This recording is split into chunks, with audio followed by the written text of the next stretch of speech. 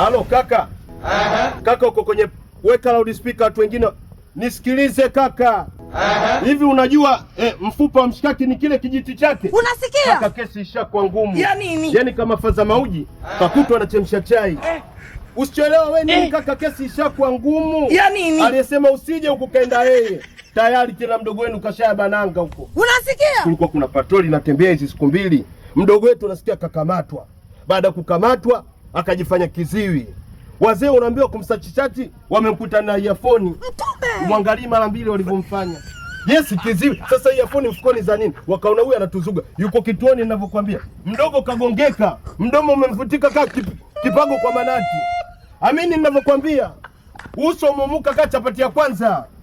Yuko ndani. Sasa haina haja ya kuja. Mkija utaonekana ndio kachoma vituo vyote. Nyie tumeni ushaanza ubishi wako mjomba na panki lako kama makesi. Haina haja kuja, wewe utume hela. Wewe mbona mbishi? Lipa namba ipo kituoni. Afande Masumbuko, lipa namba ipo. Lipa namba ipo huko. Amini ninavyo Iza ataonekana ndio kachoma vituo vyote, kachoma sheli za watu. Yeye anajifanya kiziofu mkutane jefoni. Hakuna. Basi tumeni kwenye namtoa tumeni. Hakuna shida.